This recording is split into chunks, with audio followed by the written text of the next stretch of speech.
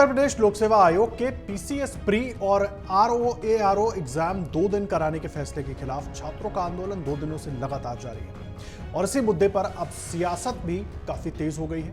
तमाम सियासी पार्टियां एक्टिव हो गई हैं। सपा प्रमुख अखिलेश यादव से लेकर बसपा मुखिया मायावती तक पोस्ट कर सरकार पर हमलावर हो गई हैं, जिसके जवाब में डिप्टी सीएम केशव प्रसाद मौर्य अब मैदान में आए हैं। मौर्य ने कहा, छात्रों की चिंताएं गंभीर हैं, अधिकारी छात्रों की मांग को गंभीरता से सुनकर उसका समाधान जल्द निकालें और यह तय किया जाए कि छात्रों का कीमती समय आंदोलन में नहीं बल्कि उनकी तैयारी में लगे।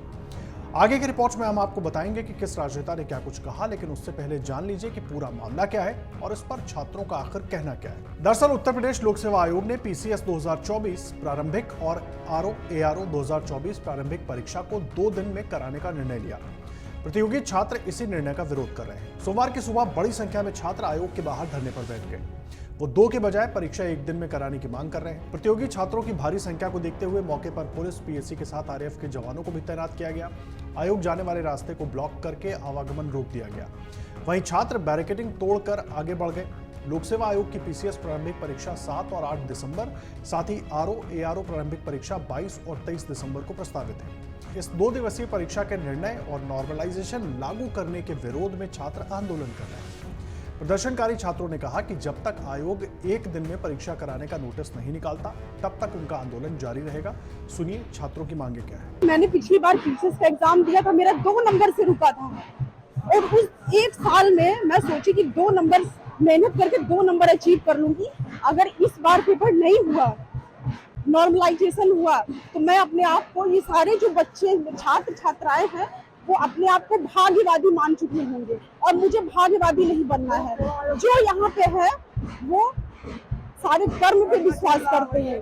बस हमें चाहिए कि 1 डे 1 शिफ्ट एग्जाम हमें चाहिए, इससे ज्यादा हमें कुछ नहीं। गूंगा और बहरा जो आयोग है, जो बहरा हो चुका है, उसको सुनाने के लिए हमने बैंड प्रयाग बनाया है, जो एक अनोखे स्तर पे है, जिसमें हम माननीय प्रधानमंत्री जी का ताली और थाली और एक ड्रम, एक ड्रम जो है हम उसको बजा रहे हैं और लगातार बजा रहे हैं। हमने पूरी रात लगभग बजाया है और हमने आज जो ड्रम बजाया है, हम आशा करते हैं ये बहरा आयोग जरूर सुनेगा हमारी बात। हमारी मांगे पूरी नहीं होंगी, हम यहाँ से नहीं हटेंगे। वो जो नोटिस निकाले हैं उसको गो बैक करें और न्यू नोटिफिकेशन हम लोग को निकालें। हम यही चाहते हैं कि 1 डे 1 शिफ्ट एग्जाम होना चाहिए, नो नॉर्मलाइजेशन। हमारे डीएम सब बाहर निकले थे और उन्होंने यही कहा है कि उन्होंने जो डिसीजन कर दिया उसे नहीं बदलेंगे, लेकिन हम भी स्टूडेंट्स हैं, हम एस्पिरेंट्स हैं, आए हैं अपना नारा लेके 1 डे 1 शिफ्ट वाला, और उसे हम करके ही रहेंगे। उन्हें अपना डिसीजन बदलना ही पड़ेगा। हम यहाँ से नोटिस लेकर के ही जाएंगे। जब तक वह नहीं करेंगे हम यहाँ से नहीं जाएंगे, तब तक हमारा यह नारा चलता रहेगा। हम यहाँ पे प्रोटेस्ट करते रहेंगे। तो सुना आपने सभी छात्रों को।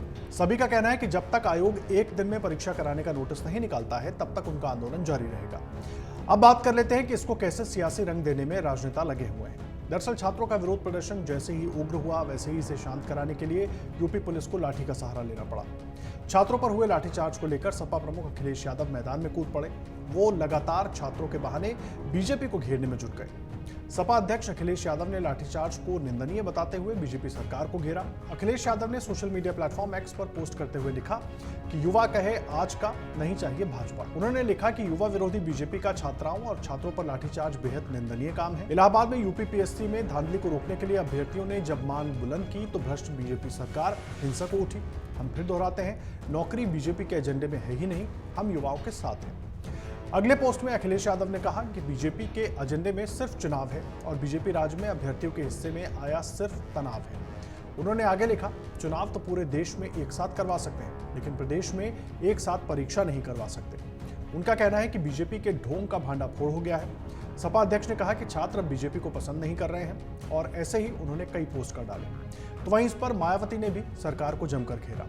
मायावती ने भी पोस्ट कर सरकार से सवाल किए। बीएसपी प्रमुख ने कहा कि यूपी पीएससी की पीसीएस और आरओ की परीक्षा एक साथ ना करा पाने से छात्रों पर पुलिस की कार्रवाई की खबर का व्यापक चर्चा में रहना स्वाभाविक है।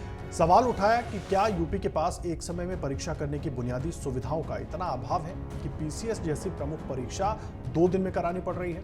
पेपर लीक पर रोक और परीक्षाओं की विश्वसनीयता अहम मुद्दा है, जिसके लिए एक बार में ही परीक्षा व्यवस्था जरूरी है। सरकार को इस तरफ ध्यान देना चाहिए।